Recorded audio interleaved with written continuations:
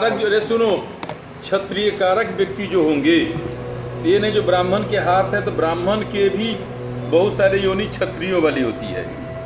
तो धनुष का चिन्ह जिस जातक के इस स्थान पर होगा वह कार्य करने में बहुत ही शक्तिशाली माना जाता है और बड़े से बड़े कठिन कार्यों को संपादन करने का सबसे विद्वान जातक माना गया है।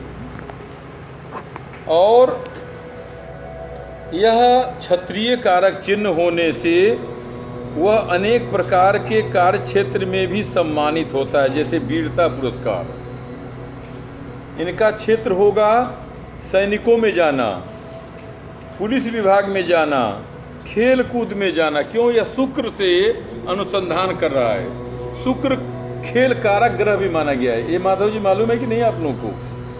शुक्र खेल कारक है। क्यों खेल कारक है? जितनी भी लकड़ियों का कार्य होता है खेल में, चाहे वो गेंद से हो, बल्ले का हो, बैडमिंटन का हो, या जो कुछ भी है लकड़ी का, वह लकड़ी शुक्र कारक है। अब देखिए, कभी कभी इस प्रकार की रेखा के जातक अपने विपरीत वर्ण के साथ जाके भी शादी विवाह करते हैं। ये आज आपको मैं बहुत गूढ़ बात बता रहा हूँ। धनुष आकृति के चिन्ह वाले क्षत्रिय होते हैं, लेकिन ब्राह्मण के हस्तरेखा में यदि इस प्रकार का होगा तो वह जातक विपरीत विचार या विपरीत धर्मावलंबियों के साथ मिलकर के भी अपने जीवन के प्रारंभिक काल को गुजारता है, क्योंकि इसका स्पर्श धर्म भाव से भी हो रहा है मणिबंध के।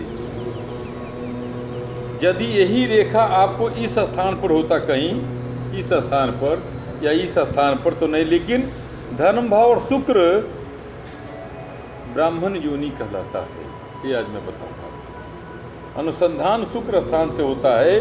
भाग्य भाव को चंद्रमा भी, ये देखिए, मंगल केवल क्षत्रिय कारक है। इस प्रकार के जातक को जिसके तीर धनुष होते हैं, वह व्यक्ति जीवन में कभी भी असफल नहीं हो सकता। किसी न किसी क्षेत्र में जाकर के वह सफलता को प्राप्त करता है। बहुत परम साहसिक लेकिन परम दयालु भी होता है। भाग्य भाव में होने से अपने धन का उपयोग वह दूसरे जातकों के बीच में भी उपयोग करता है। अपनी कमाई हुई धन को दूसरे को देता है। लेकिन आप ये देखिए, इनका वैवाहिक जीवन उतना सुंदर नहीं माना गया है। धनुष आकृति के जातक को वैवाहिक जीवन में प्रायः एक दूसरे के विपरीत विचार होने से विपरीत विचार के ही संतान उत्पन्न लेते हैं, जिससे आप वर्ण संकर भी कर सकते हैं। अजात शत्रु होगा, इसको कोई कुछ बिगाड़ नहीं सकता, लेकिन विपरीत विचार होने से, विपरीत धर्मावलंबी होने से संतान भी विपरीत विचार का ही होगा, और वह अपने वंश के विपरीत कभी कभी जाकर के क्रिया को करता है। क्यों? ठीक इसके आगे उच्च मंगल का स्थान है।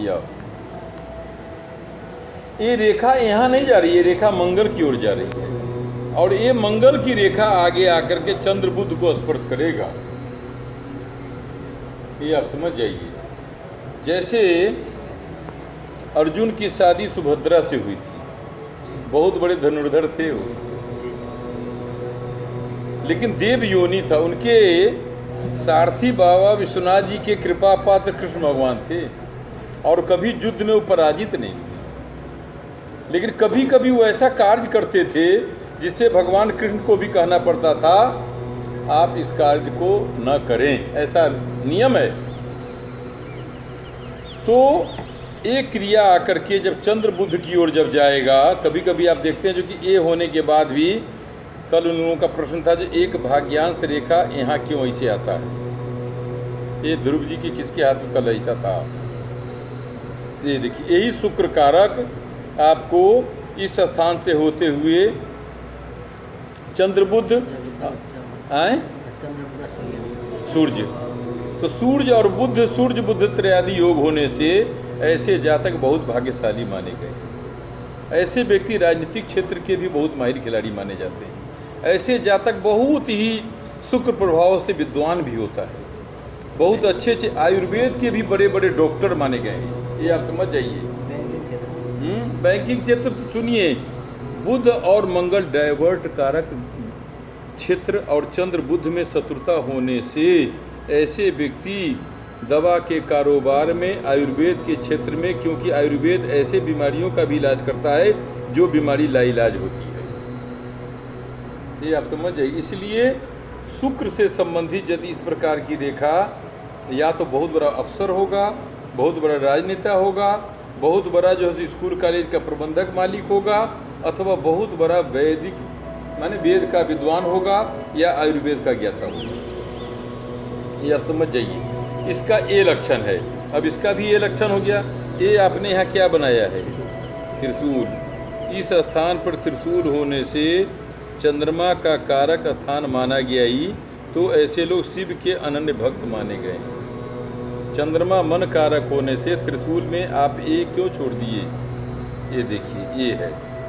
इस प्रकार की रेखा होने से आपको जातक सदैव कहीं न कहीं किसी त्रिकोण के संघर्ष में संलिप्त रहता है।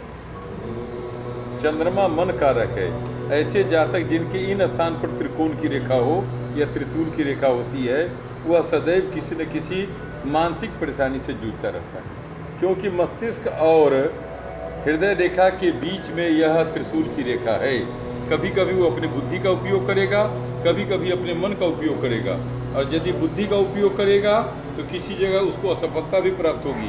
मन का उपयोग करेगा तो असफलता के बाद भी सफलता में कहीं न कहीं उसको मानसिक तनाव का योग होगा, क्योंकि बुध मंगल की ओर देख रहा है, चंद्र बुध की ओर देख रहा है, चंद्र मंगल का, लेकिन लक्ष्मी कारक योग रहेगा। आज इतना है।